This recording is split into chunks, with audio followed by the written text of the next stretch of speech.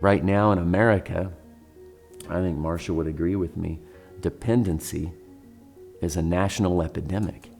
It's a horrible problem in America today.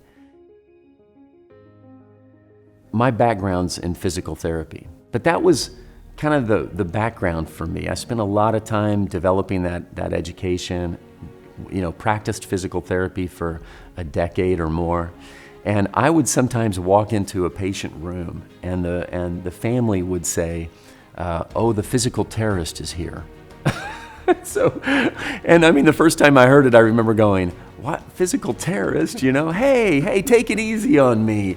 But then it happened again and again. And after about a handful of times where I would get some crack about being the physical terrorist, I thought, oh, this is a thing. I didn't know that. But people actually view us a particular way. Why?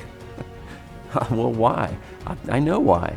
Because what I'm going to do inside of that hospital room is just not something you're going to enjoy, right? So imagine you've got that 90-year-old great-grandmother and her family's in the corner wishing the physical terrorist hadn't showed up. They're hoping I'm going to be the nice, sweet guy that just gently scoops her out of her bed and sets her in a chair and kisses her on her forehead and walks out of the room.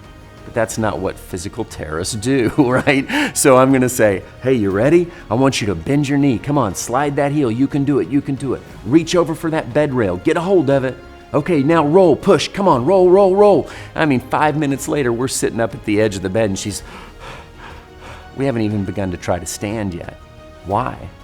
Well, the truth is, if I don't challenge my patients to develop the strength and mobility that they need to get out of that bed, then they would remain bound in that bed of infirmity until they perish. Same thing goes when we're trying to help people who are stuck in poverty.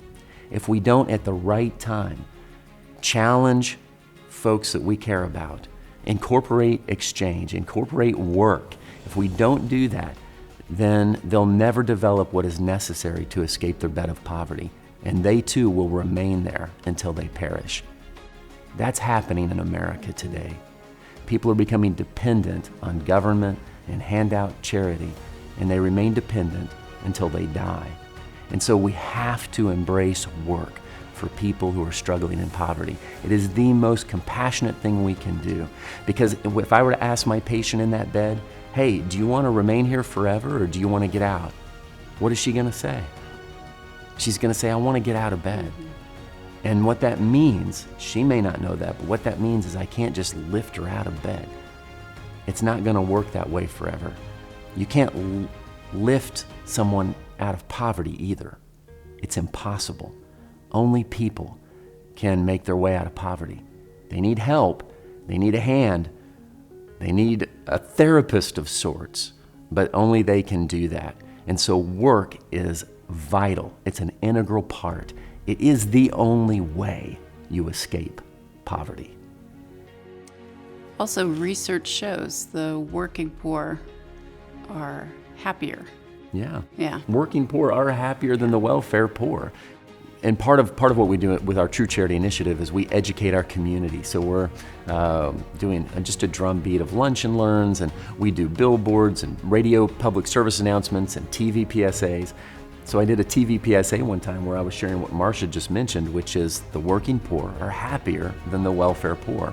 Well, there's one guy named Mike, probably has a third grade education, and he comes into the mission after that airs and he says, I saw you on the television saying that the working poor are happier than the welfare poor, so I went and got a job. I said, that's so great. Now, that was years ago, and he still has the same job today.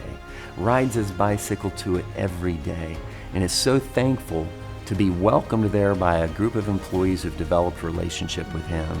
And it is true, the working poor are happier than the dependent poor. And so it's so important. On that particular day that Mike came in, and he was so excited about that, I said, what else brings you in today? He said, well, I wanted to come and work for my food instead of use my food stamp card. So he was already his mind was already getting geared where I just want to start earning things instead of just receiving handouts.